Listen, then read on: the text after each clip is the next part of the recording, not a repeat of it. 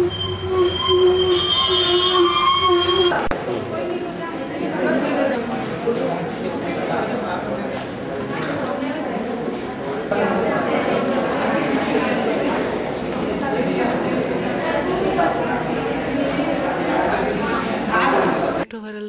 ART म्हणजे antiretroviral. Madam, just explain something. GP1, but you know how this virus enters the body? Can anybody tell which are GP1 and CCR5 from here? The two copies of the viral RNA are getting inside the cell.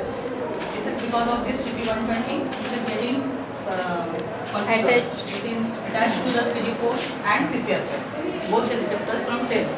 Because this virus is mutating all the time, and you are finding that subtype C prevalent in Uganda, African countries.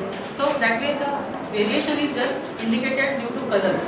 That is why region which is core structure of this virus, and then it is indicated that two viral copies, RNA copies, and two colors are the reverse transcriptase enzyme which is taking place, which is taking part majorly. HIV multiply कशी होते त्याचं हे model आहे त्यासाठी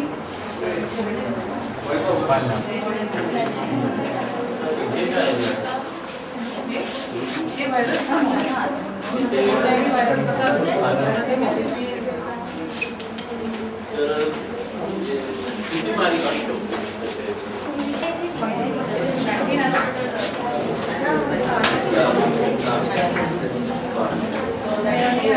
Just not possible to direct the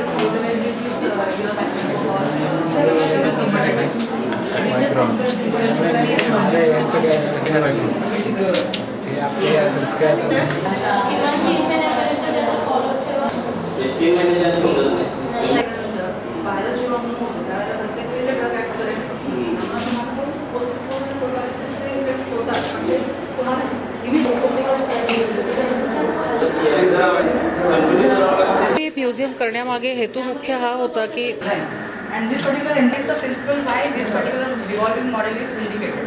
Okay, so if you have any questions related to the model, you can ask, or if you have any other if you want any clarification, you can ask here itself, or if you have any suggestions for improvement of the museum, you can drop it.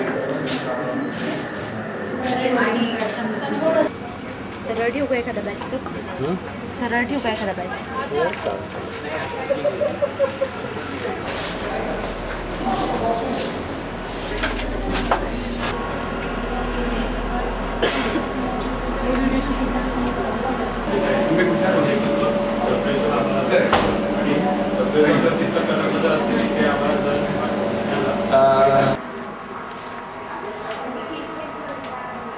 Kit methods म्हणजे कसं आहे actually virus जो आहे protein structure we should have secretion we extract and precipitate RNA by using the process.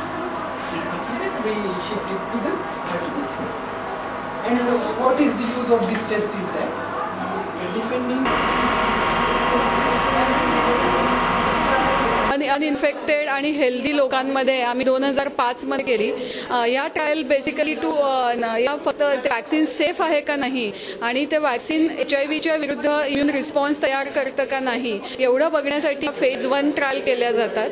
तर या ट्रायलमध्ये आम्ही ॲडेनो associated virus नावाचं vaccine ज्याच्यामध्ये ज्या व्हायरसच्या जीनमध्ये HIVचे काही जीन टाकले होते जनुकं टाकली होती त्या वॅक्सिन कॅन्डिडेटवर टेस्ट केलं आणि आम्हाला असं दिसलं की वॅक्सिन सेफ होतं पण त्यांनी काही फारसा इम्युन रिस्पॉन्स जनरेट केला नाही खूप वीक होता तो म्हणून मग ते वॅक्सिन पुढे नेलं नाही. त्यामागे हेतू मुख्य हा होता की लोकांना HIV बद्दल पूर्ण माहिती मिळावी तशीच नारीबद्दल पूर्ण माहिती मिळावी. खूप लोकांना अर्धवट माहिती असते नारीने त्या HIV रोग हा कसा होतो कुठल्या सेक्शुअली ट्रान्समिटेड इन्फेक्शन्समुळे जास्त त्याचा प्रसार होतो किंवा त्याचा प्रसार कसा होतो ट्युबरक्युलोसिस इन्फेक्शन हे महत्त्वाचं कसं समजलं जातं HIV इन्फेक्टेड पेशंट्समध्ये किंवा स्टुडंट्सना जनरल एक पब्लिक जे असते सर्वसामान्य लोकांना माहिती नसते HIV बद्दल, ती सगळी माहिती मिळावी म्हणून या म्युझियम आम्ही केलं आणि त्याचं इनॉग्रेशन 18 ऑक्टोबरला झालं.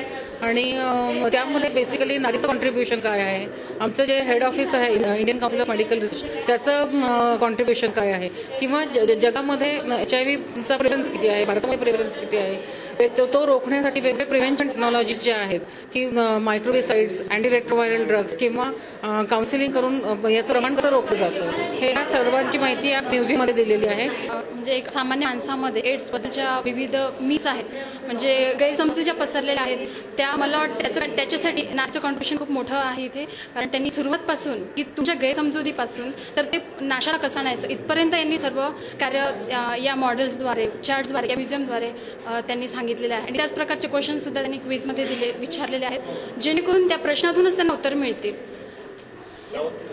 मी दीक्षा दापूरकर.